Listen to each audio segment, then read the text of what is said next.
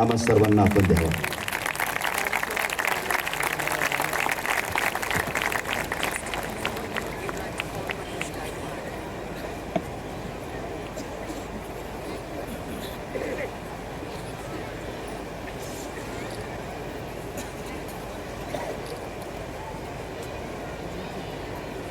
आजचा हा मंच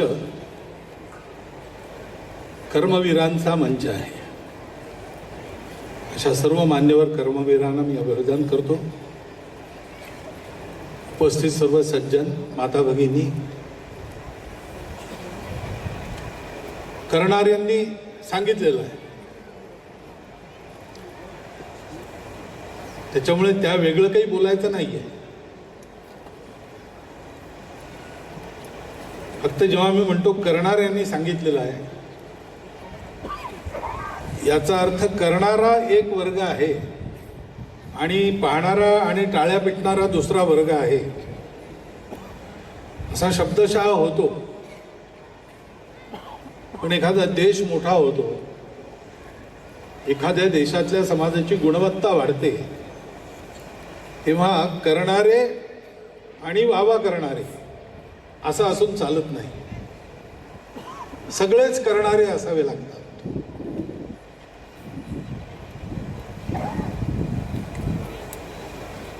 दीपक पाळीगुडांना पहिल्यांदा मी जेव्हा भेटलो तेव्हा या सगळ्यांना जो त्यांच्याविषयी अनुभव आला तोच मलाही आला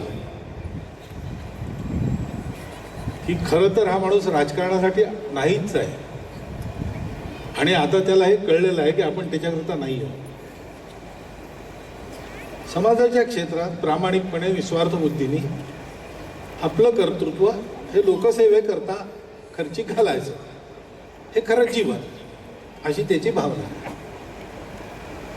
म्हणून तेव्हा मी 5-6 वर्षापूर्वी त्यांना येतो असं म्हटलो होतं. पण वेळ लागतो सगळ्या शेड्यूलमधून रस्ता काढायला. पण ते तेव्हाचं आश्वासन मी आज पूर्ण करतो आहे.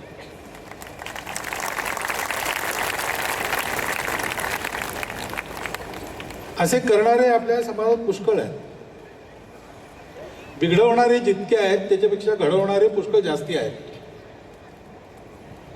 म्हणून इतर देशांमध्ये या परिस्थितीमुळे जी वाताहत चाललेली आहे ती वाताहत आपल्या इथे अजून नाही आहे आणि येणारही नाही. पण ही जी महत्वाची गोष्ट आहे की देशकाल परिस्थितीच्या बदलानुसार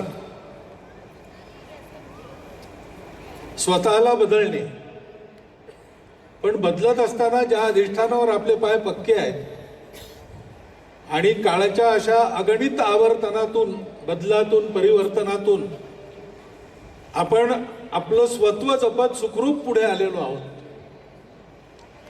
ते आपलं शाश्वत अधिष्ठान कायम राखत आपल्याला भविष्यकाळाला सामोरं जायचं आहे. पुण्य सनातन आणि नित्य नूतन या 2 शब्दांची एका वाक्यात सांगड घालायची आहे. हे काम करणारे करतील आणि बाकीचे पाहतील अशाने होत नाही, सगळ्यांनाच करावं लागतं. कोणाचं त्यात काय काम असतं आणि किती योगदान असतं हा प्रश्न वेगळा. सेतूबंधनात खारीच्या वालुका कणांचा सुद्धा वाटा असतो. ते बाहेरच्या दृष्टीने मोजमाप करणाऱ्यांना वाळूचे कण किती ग्रॅम आणि हनुमंताने आणलेली शिला किती टन असा हिशोब करता येईल. परंतु आकाराच्या दृष्टीने, वजनाच्या दृष्टीने कमी जास्त असेल, पण मूल्याच्या दृष्टीने त्या सर्वांचं मूल्य सारखं आहे. हनुमंतानी शिला आणली नाही तर सेतू होणार नाही आणि खारीनी काही कण वाळूचे टाकले नाही तर तो सेतू बनणार नाही. एवढा मोठा सागर असतो, त्या सागरातला एक बिंदू तो कमी झाला तर लौकिक दृष्टीने सागराला उणे पण येतं असं लोकांना वाटत नाही, पण उणे पण येतच असतं. पूर्णामध्ये अंश याचं खूप महत्व असतं. आणि हा जो पूर्ण बनलेला आहे आपल्या राष्ट्राचा, सनातन काळापासून चालत आलेला आहे, परिस्थितीच्या झंझावातांमध्ये बिलकुल न घटता सतत वर्धिष्णू असा होत चालत आलेला आहे. हा पूर्ण आहे कारण याचे सगळे अंश या पूर्णाशी निगडीत आहेत, या पूर्णामध्ये योगदान करत आहेत. त्याच्यामुळे हे काम आपल्या सर्वांचं आहे. शिक्षण ही गोष्ट अशी आहे की व्यवस्था त्यामध्ये बाधक होऊ नये, व्यवस्था त्याची साधक असली पाहिजे. म्हणून शिक्षणाच्या व्यवस्थेचं स्वरूप हे शिक्षणाचं नियमन करणारं असं असता कामा नये, शिक्षणाला पोषक असणारं असं असलं पाहिजे. नियमन म्हणजे त्याला नियमित करणारं असलं पाहिजे. परंतु हे करू नका, ते करू नका, असं करू नका, तसं करू नका, याच्यानी प्रयोगवृत्ती चालली जाते. आज ही नवीन शिक्षण पद्धती आली आहे, शांतीलालजींनी त्याचं जे वर्णन केलं आहे ते यथोचित वर्णन आहे. आणि ती पूर्णपणे आपण अंमलबजावणीत आणू तर अविनाशजींनी जे सांगितलं आहे स्वप्न, त्या दिशेने पुढे जायला खूप मोठी मदत होईल. परंतु ही शिक्षण पद्धती आता आली, याची चर्चा पुष्कळ वर्षापासून होती. आणि ती चर्चा सुरू झाली किंवा आपण सुरू केली, तत्पूर्वीपासून तसं शिक्षण देणाऱ्या शाळा आपल्या देशात आजही आहेत, तेव्हाही होत्या.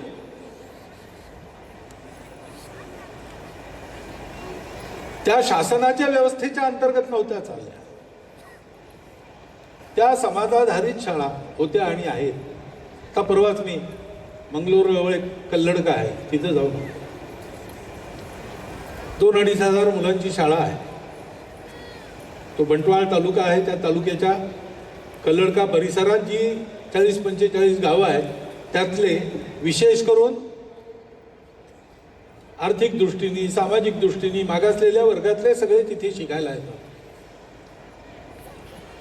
शिक्षण त्यांचं कन्नड माध्यमातून होतं. स्वभाषा हे माध्यम मुद्दाम ठेवलेलं आहे. कितीतरी दबाव आणि आमिष असताना सुद्धा त्यांनी आपलं माध्यम बदलवलेलं नाही. हे शिक्षण समाज चालवतं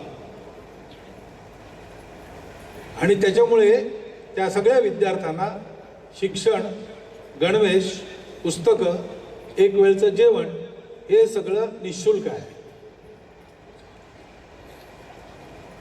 आणि इथे जसं आपण पाहतो की ज्याला स्कूलिंग म्हणतात, क्लासरूम टीचिंग म्हणतात, तेही आहे आणि त्याच्या बाहेरचंही शिक्षण आहे. तसं तिथेही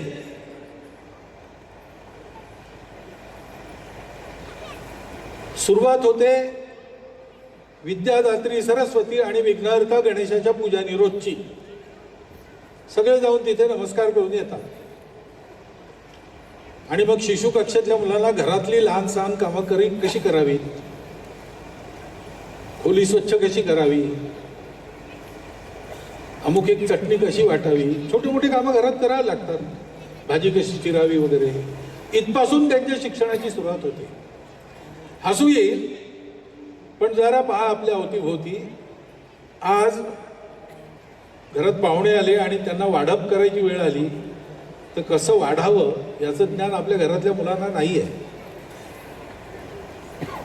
वाढायची पळी किंवा चमचा कसा पकडावा इथपासून सगळं शिकवावं लागेल अशी स्थिती आहे.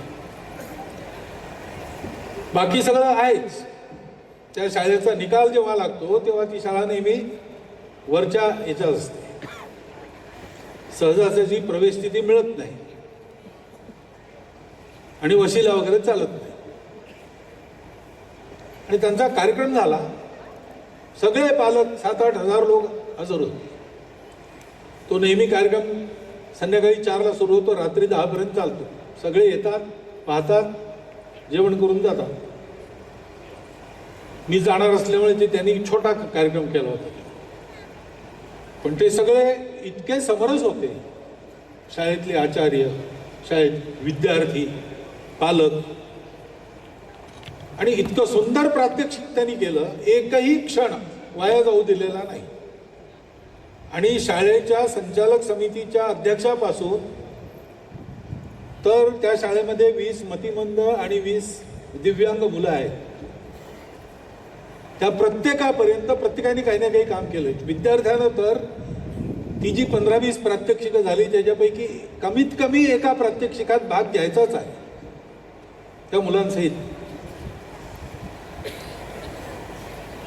तर ही जी आजची शिक्षण पद्धती आहे किंवा आपण जी ज्याला आदर्श मानतो आणि त्याचा पुरस्कार करतो आणि तसं करायचा प्रयत्न करतो, ती पंचकोशात्मक शिक्षा पद्धती ही पुष्कळ आधीपासून त्यांची सुरू आहे.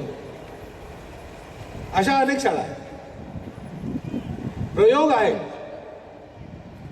हे करणं यशस्वी होईल, यातून आपल्याला पाहिजे तसा माणूस घडेल, देशभक्त घडेल, नागरिक घडेल, हे प्रत्यक्ष आहे.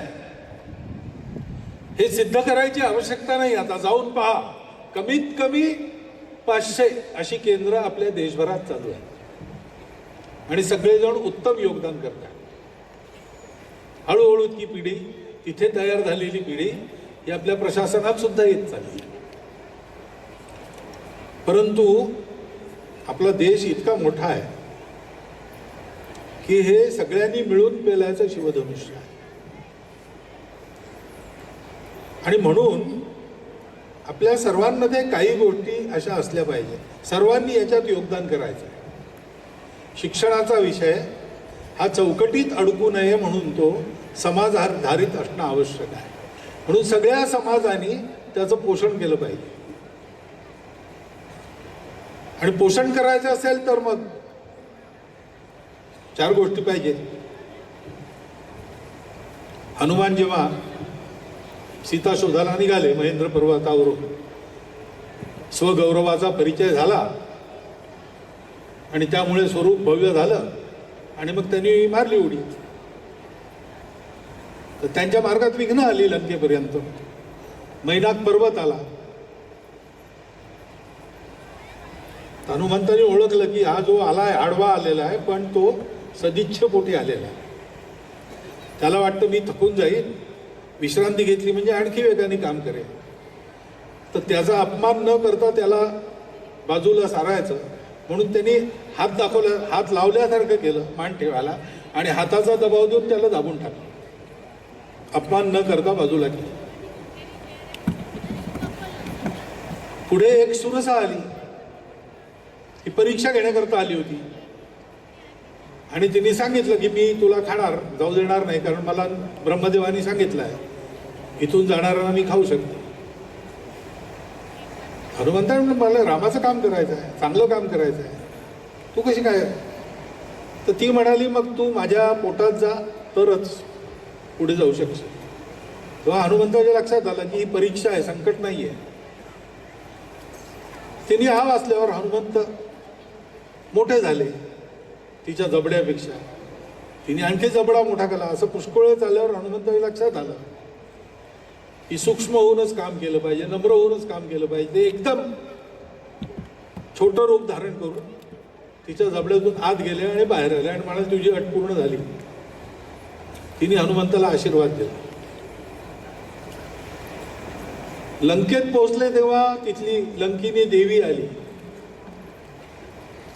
तिला त्यांनी एका ठोशात बेशुद्ध पाडलं आणि बांधून ठेवलं. पण तत्पूर्वी त्या सागरामध्ये छायाग्रह राक्षसी होती, सिंहिका नावाची. म्हणजे वरून ओढत जाणाऱ्या पाखरांची वगैरे सावली पकडून त्यांना खेचत असे आणि खाऊन टाकत. हनुमंत चालले होते, त्यांची सावली पडत होती, तिला पकडून तिने ओढायला सुरुवात केली. हनुमंताच्या लक्षात आलं की आपण पुढे जाऊन पण ड्रॅग आहे. कशामुळे पाहिलं तर ती राक्षसी. तिने आपला जबडा वाचलेला, ते अकराळ विक्राळ दात, जीभ सगळा अकराळ विक्राळ तो पसारा लक्षात आल्यावर त्यांनी काय केलं, आत गेले, हाताने आतडी पकडली आणि बाहेर काढून तिला मारून टाकलं.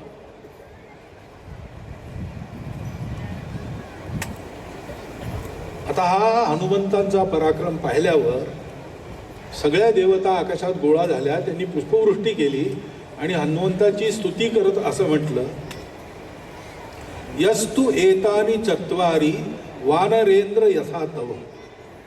हे वानरेंद्रा, हे 4 तुझ्याजवळ जे आहेत ते, यस्तु एतानि चत्वारी वानरेंद्र यथा तव. कोणचे 4? धृतीर दृष्टीर मतीर दाक्षम स कार्यसु न सीदती. तो कामामध्ये कधी कमी पडणार नाही. त्याला या 4 गोष्टी पाहिजेत, धृती, दृष्टी, मती आणि दाक्ष. पहिल्यांदा एक धारणा ठीक पाहिजे, मनाची, कल्पनेची, बुद्धीची. उदाहरणार्थ शिक्षण म्हणजे काय? साक्षरता आणि शिक्षण यात फरक आहे. पोट भरणे शिकणे आणि शिक्षण घेणे यात फरक आहे. साक्षरतेवातून अडतं असं आपल्याला वाटतं, पण तसं नाही आहे. एक किस्सा असा वाचला मी. एका अब्जावधी ज्याची इस्टेट आहे अशा माणसाने 100 वर्ष पूर्ण केल्यावर पत्रकार त्याचा इंटरव्ह्यू घ्यायला गेले. इंटरव्ह्यू चालू होता तेव्हा त्याचा सेक्रेटरी आला की महाराज तुम्ही त्यांना काही दान द्यायचं कबूल केलं, ती मंडळी आली आहेत, त्यांना चेक द्यायचा आहे, तर तो तुम्ही हे करायला पाहिजे, सही करायला पाहिजे. तेवढा घेऊन या चेक, सही करतो. चेक आला, सेक्रेटरी बरोबर इंक पॅड घेऊन आला आणि त्या अब्जपतीने आपला अंगठा त्या चेकवर उमटवला. पत्रकाराने विचारलं, तुम्ही अंगठा करता, तुम्हाला सही नाही करताय? पण हो, मी काही लिहायला वाचायला शिकलो नाही. तर पत्रकार आश्चर्यचकित झाले. लिहायला वाचायला न शिकता तुम्ही इतके पैसे कमावले, जर शिकला असतात तर काय केलं असतं? तर ते मला माहिती आहे. मी हा माझा उद्योग सुरू करण्यापूर्वी एका चर्चमध्ये घंटी वाजवायची माझी नोकरी होती. 40 वर्षाचा मी झालो होतो. आणि आमच्या बिशपनी नोटीस काढली की चर्चमध्ये ज्याला काम करायचं आहे त्याला कमीत कमी साक्षर व्हावं लागेल. मी त्याला म्हटलं की मला काही आता जमणार नाही, 40 वर्ष उलटून गेली, शिकणं विकणं जमणार नाही, थोडं नोकरी सोड. गेली माझी नोकरी. मग मी आपला विमानस्काहून फिरत होतो. आता पोटाला कसं खायचं ते एका ऑफिसच्या खिडकीतून कोणीतरी बोलावलं मला आणि म्हणे, तू मला त्या समोरच्या कॉफी हाऊसमधून एक कॉफी घेऊन ये. ती तू घेऊन आलास, माझं नाव सांग, तो देईल तुला. तू घेऊन आलास तर मग मी तुला बिलाचे पैसे देईन आणि वर 10 पैसे तुला देईन, 1 पेन्स तुला देईन तिथल्या नाणं. तर मी त्याला कॉफी आणून दिली, त्याने मला 1 पेन्स दिला. तर माझ्या लक्षात आलं की असे कितीतरी लोक असतील ज्यांना कामाच्या जागेवरून उठता येत नाही, परंतु चहा प्यायचा आहे, बिडी प्यायची आहे, काहीतरी पाहिजे आहे, जाता येत नाही. आपण गेलो, त्यांचं काम केलं तर आपल्याला प्राप्ती होऊ शकते. म्हणून मी ते काम सुरू केलं आणि त्यातून हळूहळू मी असा झालो. जर मी त्यावेळेला बिशपचं ऐकून शिकलो असतो तर मी चर्चमध्ये घंटी वाजवत राहिलो असतो. याचा अर्थ असा नाही साक्षर होणे. शिक्षण ही आवश्यक गोष्ट आहे, परंतु जीवन अडत नाही त्याच्यावर. जीवन तर ज्याच्यात धमक आहे तो जगून जा. नुसतं पोट भरायलाही शिकावं लागत नाही. पोट भरतोच. भुके पोटी मनुष्य काहीही करून आपलं पोट भरतोच. नेहमी चोऱ्याच करतो असं नाही, मेहनतही करतो, हळूहळू मोठा होतो. परंतु मनुष्य व्हायचं असेल तर शिक्षणाशिवाय दुसरा उपाय नाही. शिक्षण हे मनुष्य होण्याकरता आहे. जन्मतः सगळे पशु असतात, पशु व्हावं लागत नाही. जीवन मिळालेलं आहे, विचार न करता जगायचं आहे, मरेपर्यंत जगायचं आहे. का जन्मलो माहीत नाही, कसे मरणार माहीत नाही, कशाकरता मरणार माहीत नाही, मरणार हेही माहीत आहे की नाही माहीत नाही. आहे म्हणून खातो, आहे म्हणून प्रजा वाढवतो, आहे म्हणून झोपतो, आहे म्हणून आपल्या सुरक्षेची व्यवस्था करतो. आहार निद्रा भय मैथून सामान्य मिळतात पशुभेद म्हणा. परंतु मनुष्य विचार करतो विचार करून तो नराचा नारायण होऊ शकतो, नराचा नराधमही होऊ शकतो. त्या विचारांची दिशा नराचा नारायण होण्याकडे असावी म्हणून शिक्षण पाहिजे. माणूस घडवणारं शिक्षण पाहिजे. ही धृती, ही धारणा पक्की पाहिजे शिक्षणाची. नाही ते एकदा आपले शिक्षण मंत्री माजी असे म्हणाले होते, आत्ताचे नाहीत जुने, की शिक्षण हा $3 ट्रिलियन बिझनेस आहे. शिक्षण हा बिझनेस नाही आहे. शिक्षण देणे हे व्रत आहे, शिक्षण देणे ही सेवा आहे, तो व्यापार नाही. त्याच्यात आपण मनुष्य घडवतो, मनुष्याला घडवता घडवता स्वतः घडतो. शिक्षण देणारेही शिकत असतात, शिक्षण घेणारेही शिकत असतात. शिक्षण देणारे आणि घेणारे यांची व्यवस्था करणारेही शिकत असतात. शिकण्याच्या बुद्धीने, सेवेच्या बुद्धीने, स्वार्थाची बुद्धी सोडून करायचं हे महान व्रत आहे. ही धारणा पक्की पाहिजे आणि दृष्टी पाहिजे, विजन पाहिजे. कल्पना करायची तर छोटी कशाला करायची? आपल्याला करता येईल तेवढी भव्य कल्पना करायची आणि तितकेच भव्य परिश्रम करून ती साकार करण्याकरता जीवन लावायचं. हे मनुष्याचं जीवन आहे. हे खरं भव्य जीवन आहे, सुंदर जीवन आहे, सार्थक जीवन आहे. विजन पाहिजे आणि मग बुद्धी पाहिजे नीट. कारण बुद्धी नेहमीच कधी कधी उलटी चालते जेव्हा खोडा घालत असते. पार्वतीने एकदा शंकरांना म्हटलं, तेव्हा तो तुमचा भक्त किती गरीब आहे, किती भक्ती करतो तुमची, तुम्ही काहीतरी ते त्याला द्या, उद्धार करता, इतक्या सगळ्यांचं भलं करता. तर शिवशंकर म्हणाले, मी करीन, पण त्याच्या भाग्यात असेल तर ना. तो असा नाही आहे की त्याला मिळालेलं तो राखेल किंवा मिळवेल, त्याच्यासाठी असले. पार्वती म्हणाली, असं कसं? ते बघा, तो जंगलातून चालला होता एका वाटेने भक्त. तर शिवशंकरांनी एक रत्नमाणकांची थैली ही अगदी त्याच्या वाटेत अशी ठेवून दिली. एक 200 पावलं समोर, त्याला दिसली नव्हती ती. आणि पार्वतीला म्हणाल, बघ आता तो गेला नीट आपल्या रस्त्याने, त्याला ती सापडेल, त्याच्या रस्त्यातच आहे, पायवाटच आहे. छोटीशी थैली त्या पायवाटेत वाट अडली आहे, त्याच्यामुळे त्याला दिसेल. हा निघाला तिथे. जवळ पोचल्यावर एक ती थैली दिसायच्या आत त्याच्या मनात असं आलं भक्ताच्या, की आपण डोळे बंद करून सरळ चालू शकतो का, याचा प्रयोग करून पहा. आणि म्हणून डोळे बंद करून तो गेला आणि नेमका तिरपा गेला आणि थैली सोडून पुढे गेला. शंकर म्हणाले, बघा त्याच्या भाग्यात आहे, पण घ्यायची त्याला अक्कल नाही. बुद्धी असं करते, कधी कधी बुद्धी स्वार्थ मनात आणते. याचा उपयोग आपल्याकरता करायचा अशी बुद्धी देते. अशा भरकटणाऱ्या बुद्धीने काम यशस्वी होत नाही. आणि दाक्षम म्हणजे दक्षता पाहिजे. काम उत्कृष्ट असलं पाहिजे, निर्दोष असलं पाहिजे. फळाची चिंता न करता उत्कृष्टता आणि पूर्णपणे गुणवत्ता ही जपली पाहिजे. या 4 गोष्टी असतील तर मनुष्यही काम करू शकतो. करणारे करतायत, ते असंच करतायत म्हणून ते पुढे चालले. त्यांच्या कामात त्यांना सार्थक यशस्वीता मिळते. परंतु हे काम इतकं मोठं आहे, याला आपले सर्वांचे हात लागले पाहिजे. मी अशा ज्या शाळा बघितल्या आहेत, त्याच्यातल्या अधिकांश शाळा या पूर्णपणे समाज चालवतो. त्याच्यामुळे सांपत्तिक स्थिती सगळ्यांची फार चांगली आहे असं नाहीये. परंतु विद्यार्थ्यांना काहीही कमी पडू देत नाही. गुरुजनांचं हे जे वात्सल्य आहे, आप्त मानून आपल्या विद्यार्थ्यांना शिकवणं,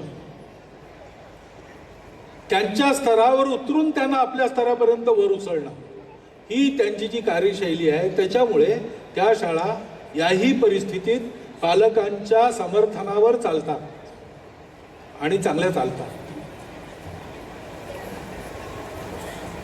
आता तर पुष्कळ योजनाही अशा आहेत आणि पूर्णपणे सरकारी व्यवस्थात राहूनही हे करणं शक्य होत चाललंय हळूहळू. पूर्ण नाही झालं अजून, होईल. परंतु हे सगळं असलं तरी जोपर्यंत सगळा समाज हे म्हणत नाही की आमच्या मुलांना असं शिक्षण मिळालं पाहिजे, तो पुढे जाऊन किती कमवतो आणि वरची कमाई किती करतो हे आम्ही नाही म्हणणार. आम्ही त्याला सांगू, शिक, कमवाय करता नाही, माणूस होण्याकरता शिक. उत्तम शिकशील तर दोन्ही हातांनी मिळवू शकशील, ते मिळव, भरपूर कमव, पण आपल्याला पाहिजे तेवढं कमीत कमी ठेव. बाकीचं जिकडून घेतलं त्यांना परत कर, समाजाला परत दे. तुझ्यासारखे आणखी लोक शिकावेत असा प्रयत्न कर. तुला शिकवलं त्या शाळेला काहीतरी भरीला घाल. घरातून ही शिकवण मिळेल, समाजात चालणाऱ्या अशा उपक्रमांना आपलं पूर्ण पाठबळ मिळेल आणि आपल्या सगळ्यांची आकांक्षा या बाबतीत अशी राहील की आमचा मुलगा शिकेल तर हे शिकेल. असं होईल त्या दिवशी आपलं सनातन तत्व जपून नित्य नूतन दुनियेत उत्कृष्ट नेतृत्व करणारा देश म्हणून आपला देश आपण उभा करू शकू, यात काही शंका नाही. मुळात ते कर्तृत्व आपलं आहे. मध्ये काही ही जी जळमट संस्कारांची इकडली तिकडली येतात ही बाजूला सारून देशाकरता पुढच्या पिढ्यांकरता आपण हे केलं तर हे याची डोळा साकार झालेला आपण पाहू शकू. त्याकरताच हा लोकसेवेचा उपक्रम आहे.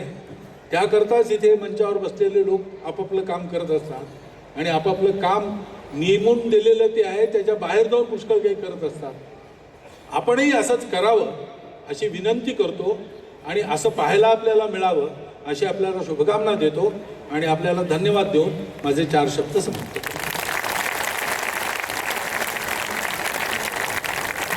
सर्वांना विनंती की आपण हात जोडून बसायचे. कार्यक्रमाची सांगता बसायदानं होणार आहे.